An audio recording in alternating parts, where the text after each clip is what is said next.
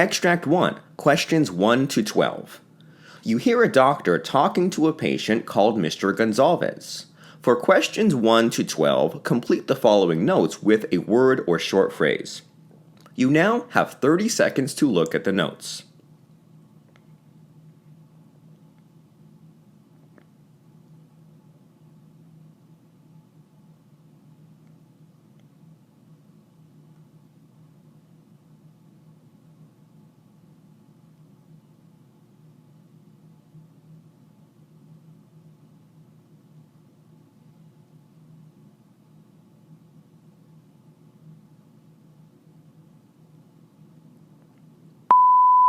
Hello, doctor. Good morning.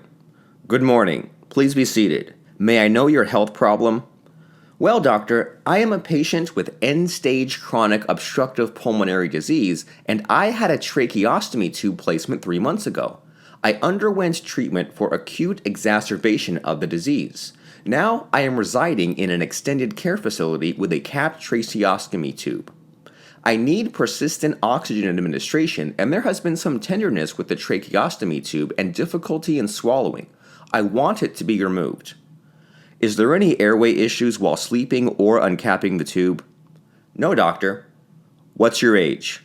59, doctor. Do you drink or smoke? I smoke, and I was addicted to alcohol, but I have stopped it recently. Do you have any other disease history or treatments?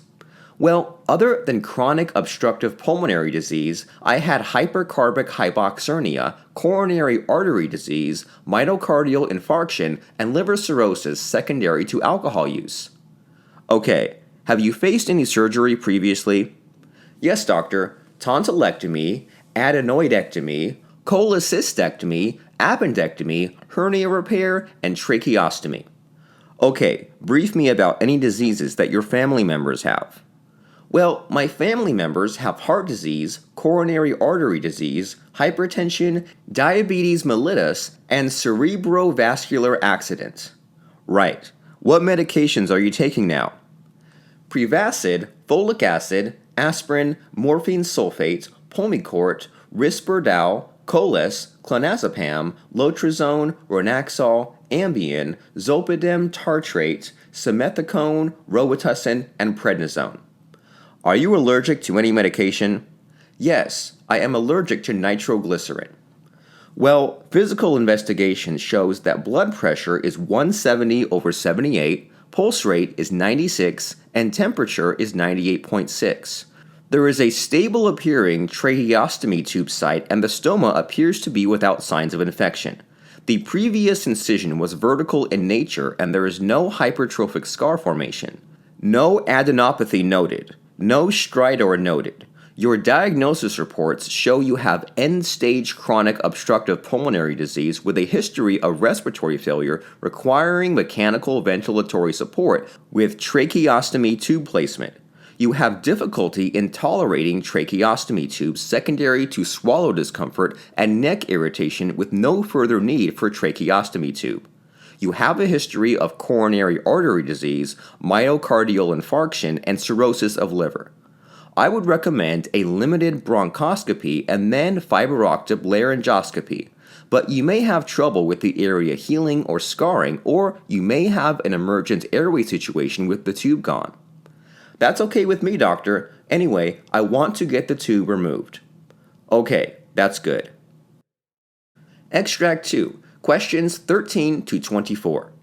You hear a physician talking to a patient called Edward Corey. For questions 13 to 24, complete the following notes with a word or short phrase. You now have 30 seconds to look at the notes.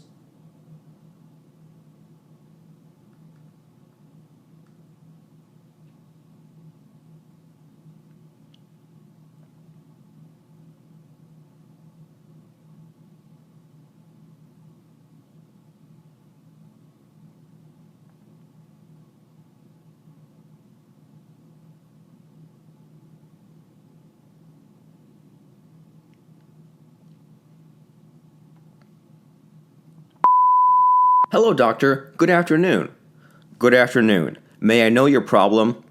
Well, doctor, I am a patient with coronary artery disease and peripheral vascular disease with prior stent-supported angioplasty.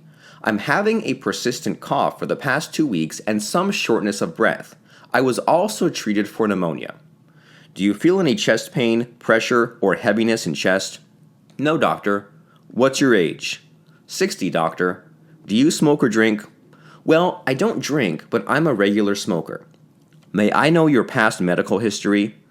Well, I have coronary artery disease since 2016, peripheral vascular disease for over 10 years, chronic obstructive pulmonary disease, and hypertension. Did you undergo any surgery in the past? Yes. Right fern popliteal bypass about 8 years ago, neck fusion in the remote past, stent-supported angioplasty to unknown vessel in the heart. What medications are you taking? Aspirin 81 milligrams daily, clopidogrel 75 milligrams daily, allopurinol 100 milligrams daily, levothyroxine 100 mcg a day, lisinopril 10 milligrams a day, metoprolol 25 milligrams a day, atorvastatin 10 milligrams daily. Are you allergic to any medicine? Yes, I cannot take aspirin because it is intolerant to my stomach. I get stomach upset. Okay, well, your physical examination result shows your body temperature is 97, heart rate of 90, blood pressure of 187 over 105. Cardiovascular studies show normal upstroke, distal pulse symmetrical. Heart regular with a normal S1 with normally split S2. There is an S4 at the apex. Lungs with decreased air entry. No wheezes. Echocardiogram shows mild biatrial enlargement, normal thickening of the left ventricle with mildly dilated ventricle, EF of 40%, mild mitral regurgitation, and diastolic dysfunction grade 2. Nuclear stress study shows fixed infralateral defects, no reversible ischemia identified. Laboratory data shows normal white cells, hemoglobin 11, BUN of 12.1, creatinine of 0.8, troponin of 0.04, BNP of 5700.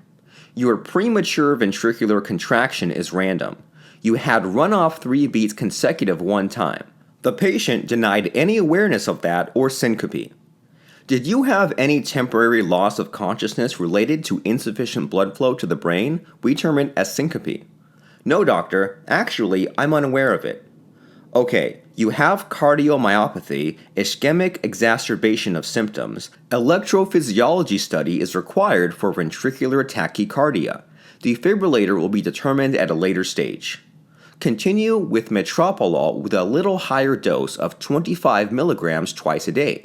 Continue atorvastatin. Increase lisinopril to 20 milligrams daily to improve blood pressure management. Take hydralazine 50 milligrams for blood pressure management. Okay, thank you, doctor. Part B. In this part of the test, you will hear 6 different extracts. In each extract, you'll hear people talking in a different healthcare environment. For questions 25 to 30, choose the answer A, B, or C, which fits best according to what you hear. You will have time to read each question before you listen to the audio. Complete the answers as you listen to the audio. Now look at the question 25. You hear a monologue by a physician explaining about lupus disease. Now read the question.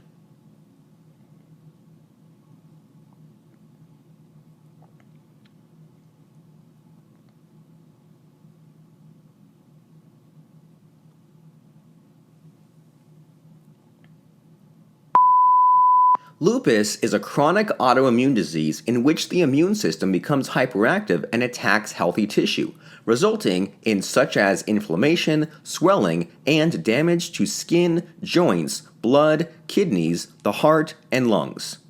Normally, our immune system makes proteins called antibodies to protect and fight against antigens such as bacteria and viruses.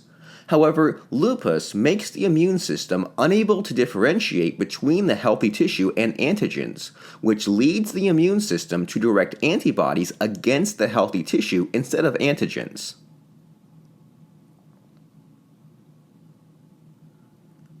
Question 26. You hear a discussion between a doctor and a nurse on leukopenia disease. Now read the question.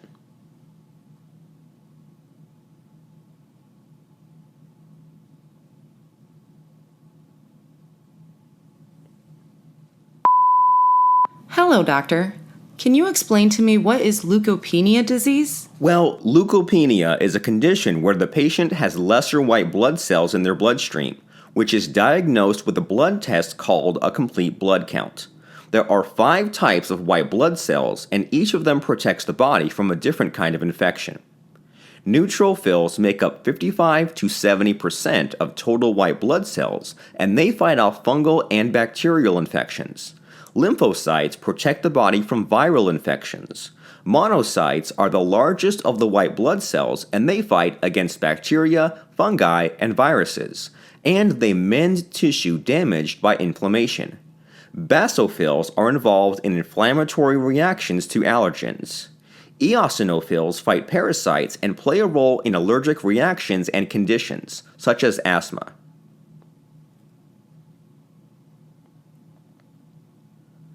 Question 27. You hear a discussion between a doctor and a nurse on different stages of gout. Now read the question.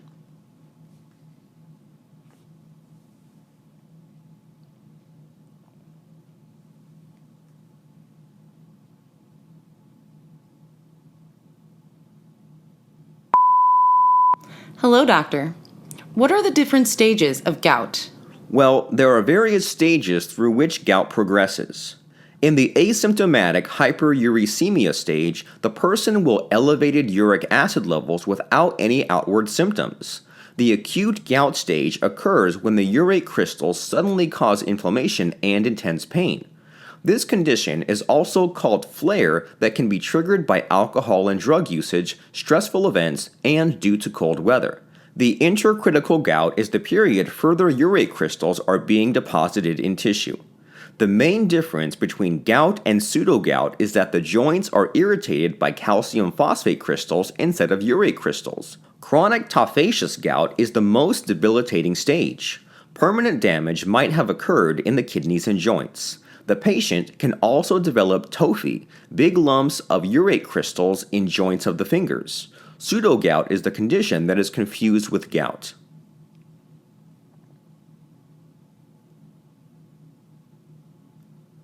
Question 28. You hear a discussion between a doctor and a nurse on different types of gum graft surgery.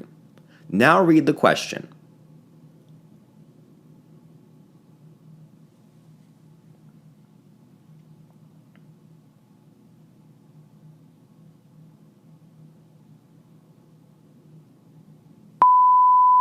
Hello, doctor.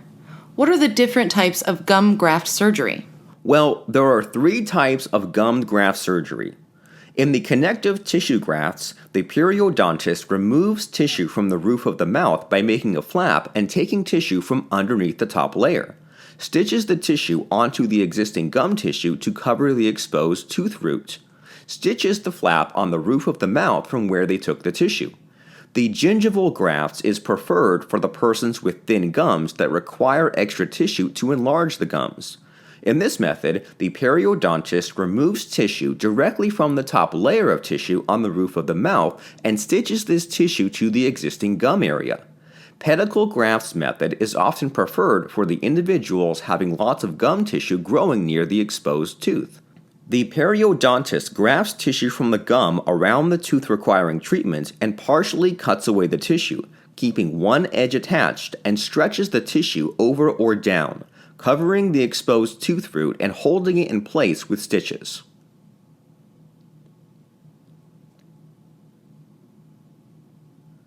Question 29. You hear a discussion between 2 doctors about medical conditions that cause undigested food to appear in the stool. Now read the question.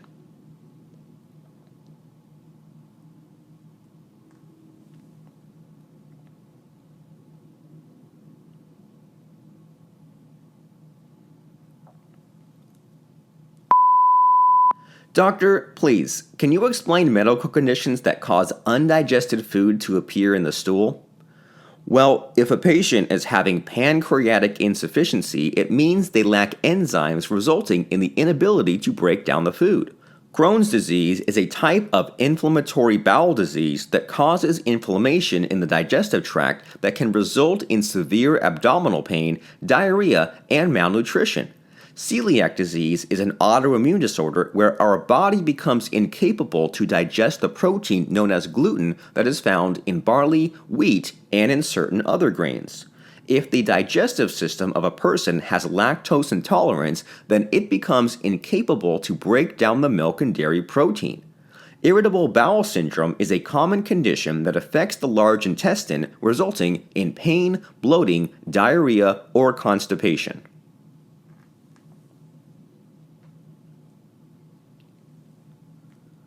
Question 30. You hear a discussion between a doctor and a nurse about different procedures to detect blood clots. Now read the question.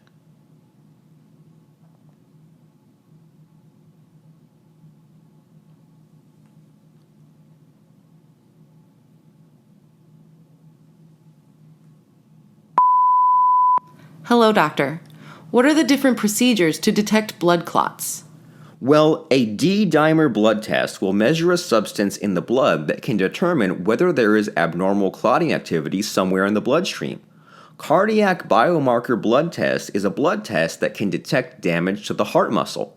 Compression ultrasound is a non-invasive test that can be performed and is often very useful in diagnosing deep vein thrombosis. Angiography or venography and catheterization techniques in which a dye is injected into a blood vessel where a clot is suspected, X-rays are also used to detect the clot. Echocardiography uses sound waves to get images of heart and are often used in patients who have had embolisms affecting an artery, especially in patients who have had an embolic stroke.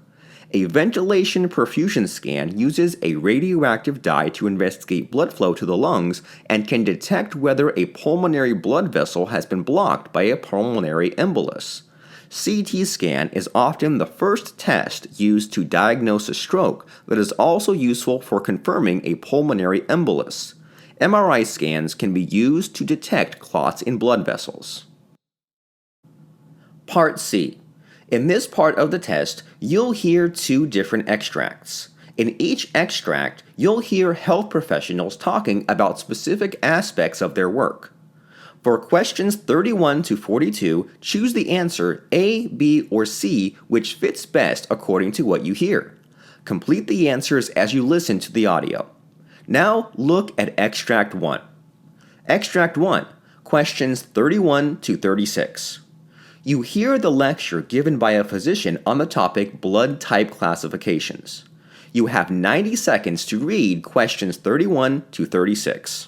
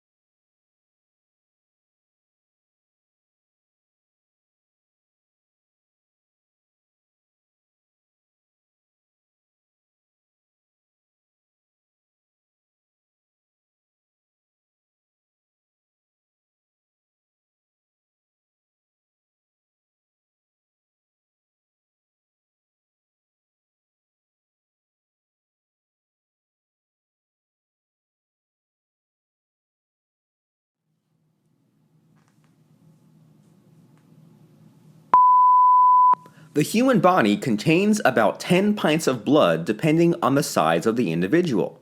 However, the blood composition is not the same in each individual. This is what makes the different blood types. The best method of grouping of blood is the ABO system, although there are other groups.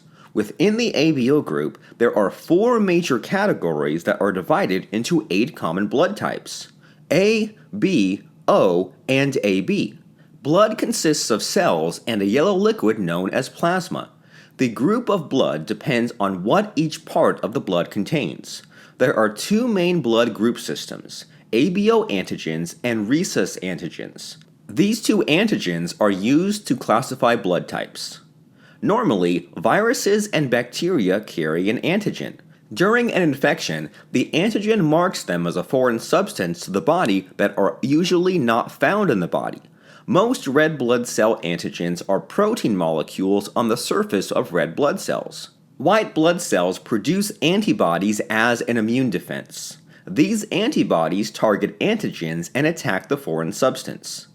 Cross-matching of blood types is very crucial because if a patient receives red blood cells with antigens that is not present in his body, then it will reject and attack the new red blood cells. The ABO blood grouping method is used to determine the different types of antigens in the red blood cells and antibodies in the plasma. This system and RHD antigen status determine the blood type that will match for a safe red blood cell transfusion. There are 4 ABO groups. In Group A, the surface of the red blood cells contains A antigen, and the plasma has anti-B antibody that would attack any foreign B antigen containing red blood cells. In Group B, the surface of the red blood cells contains B antigen, and the plasma has anti-A antibody that would attack any foreign A antigen containing red blood cells. In Group AB, the red blood cells have both A and B antigens, but the plasma does not contain anti-A or anti-B antibodies. Patients with type AB can receive any ABO blood type. In Group O, the plasma contains both types of anti-A and anti-B antibodies, but the surface of the red blood cells does not contain any A or B antigens. Having none of these A or B antigens means that they can be safely transfused to a person with any ABO blood type. Some red blood cells contain the Rh factor, which is also called RHD antigen. Therefore, rhesus grouping adds another dimension.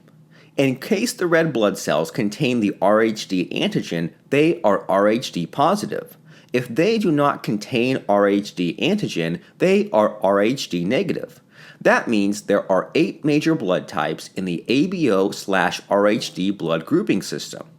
For instance, in the US, 30% population are A positive, A plus.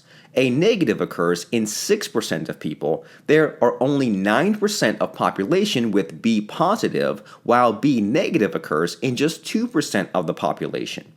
AB positive occurs in 4% of people, and AB negative occurs in just 1% of people. O positive occurs in 39% of people, while O negative occurs in just 9% of people. About 82% of the US population has RHD positive blood. O negative blood contains neither A or B or RHD antigens. Therefore, these red blood cells can be transfused to nearly all patients of any blood type. Group O negative is considered as the universal donor type.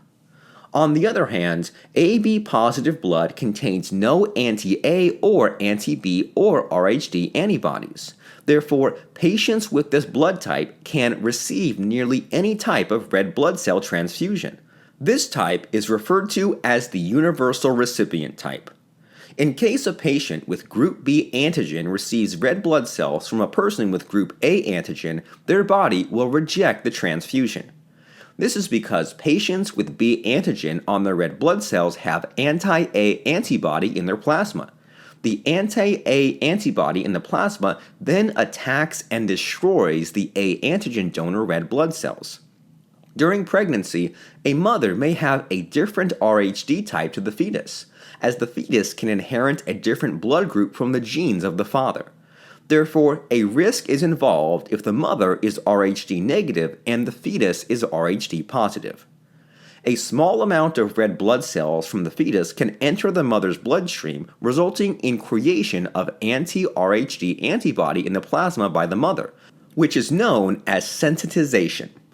A problem will arise if this antibody then detects the foreign antigen in the blood cells of the fetus, and if they attack the red blood cells of the fetus as a defense mechanism, which can result in severe jaundice and brain damage if undetected.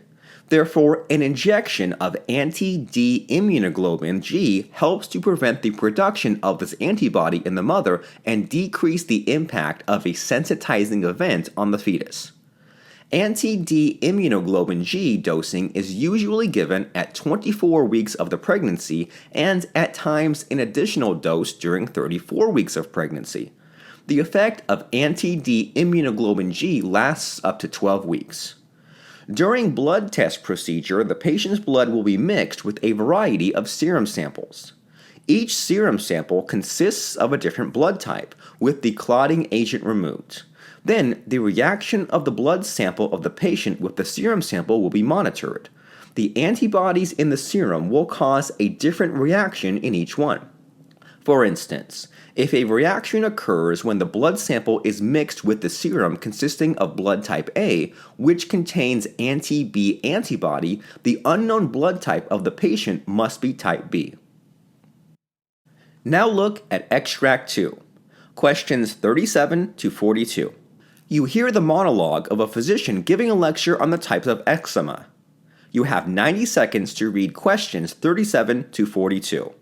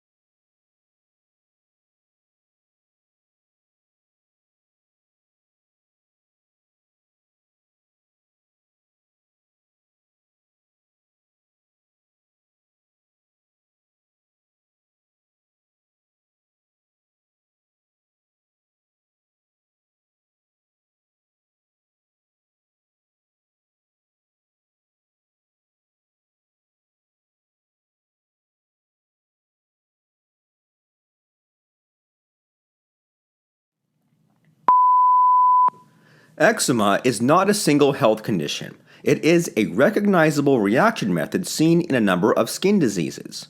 Atopic dermatitis is a common cause of eczema that is more prevalent in the patients with asthma and hay fever. The signs and symptoms of eczema include tiny blisters or vesicles that can weep and ooze, eventually producing crusted, thickened plaques of skin. It is always quite itchy. It is significant to distinguish the different causes of eczema, as the effective treatments will also differ. Eczema starts as red, raised, tiny blisters containing a clear fluid atop red, elevated plaques, and when these blisters break, the affected skin starts to weep and ooze. In chronic eczema, the blisters are less prominent and the skin is elevated, thickened, and scaling. There are about 11 distinct types of skin conditions that produce eczema. Atopic dermatitis tends to begin early in life with those with a predisposition to influent allergies, but it probably does not have an allergic basis. Characteristically, rashes occur on the cheeks, neck, elbow, and knee creases, and ankles. Irritant dermatitis occurs when the skin is repeatedly exposed to toxic substances or due to excessive washing. Allergic contact dermatitis occurs after repeated exposures to the same allergic substance. The immune recognition system becomes activated at the site of the next exposure and produces a dermatitis. Poison ivy allergy is a good example of allergic contact dermatitis. Stasis dermatitis commonly occurs on the swollen lower legs of patients who have poor blood circulation in the veins of the legs. Fungal infections can produce a pattern similar to many other types of eczema. However, the fungus can be visualized with a scraping under the microscope or grown in culture. Scabies is caused by an infestation by the human itch mite and produces a rash very similar to other forms of eczema. Pompholyx or dyshydriotic eczema is very common and affects the hands and occasionally the feet by creating an itchy rash composed of tiny blisters on the sides of the fingers or toes and palms or soles. Lichen simplex chronicus produces thickened plaques of skin commonly found on the shins and neck. Nummular eczema is a non-specific term for coin-shaped plaques of scaling skin, most often on the lower legs of aged persons. In the xerotic eczema, the skin will crack and ooze due to excessive dryness. Seborrheic dermatitis produces a rash on the scalp, face, ears, and occasionally the mid-chest in adults.